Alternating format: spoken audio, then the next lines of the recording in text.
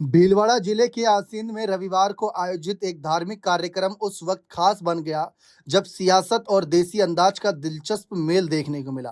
कांग्रेस के राष्ट्रीय महासचिव सचिन पायलट बैकुंठ धाम देव नारायण मंदिर चैरिटेबल ट्रस्ट के कार्यक्रम में शामिल हुए और धर्म सभा को संबोधित किया।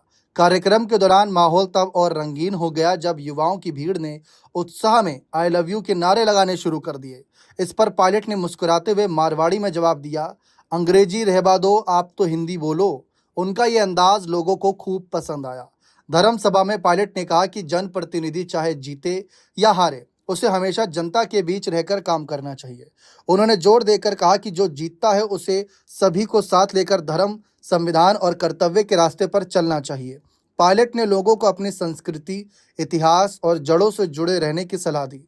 उन्होंने कहा कि बदलते समय में भी अपनी पहचान को बनाए रखना बेहद जरूरी है। उन्होंने कहा कि जब व्यक्ति ऊंचाई पर होता है तो कई लोग साथ होते हैं, लेकिन मुश्किल समय में बहुत कम लोग साथ खड़े रहते हैं। इसीलिए जीवन में हमेशा सबको साथ लेकर चलना चाहिए। राजनीतिक मोर्चे पर पायलट ने केंद्र सरकार पर निशाना साधते हुए कहा कि देश में अन्नदाता और दुग्ध उत्पादकों की हालत चिंताजनक है। उन्होंने कहा कि किसानों पर क्या गुजर रही है यह किसी से छिपा नहीं। आने वाले परिणामों को लेकर भी उन्होंने बात रखी।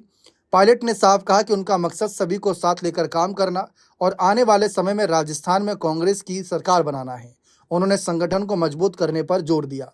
आसींद की सभा में पायलट का देसी अंदाज और सियासी संदेश दोनों देखने को मिले। आई लव यू के नारों के बीच मारवाड़ी में दी गई उनकी नसीहत ने माहौल को खास बना दिया। सचिन पायलट को लेकर राजस्थान की राजनीति में यह चर्चा है कि एक तरफ अशोक गहलोत का साथ उन्हें अब मिलना शुरू हो गया है, तो दूसरी तरफ यह चर्चा शुरू हुई कि क्या इन्हें प्रदेश अध्यक्ष कुर्सी पर वापस लाया जा सकता है, क्योंकि इनका मकसद भी साफ है कि राजस्थान में दोबारा कांग्रेस की सरकार बनानी है। पहले भी काम ये पायलट कर चुके हैं जब वे प्रदेश अध्यक्ष पद पर थे, लेकिन 2020 की उस बगावत कह लें, उस पाला बदल के खेल कह लें या विधायकों के साथ होटल वाली राजनीति को लेकर कहें, तो वहां पर से उनके पद छीने गए। लेकिन क्या वापसी होगी, क्या वापसी होनी चाहिए? आप अपनी राय इस मामले पर जोड़ दीजिएगा। बहुत बहुत शुक्रिया।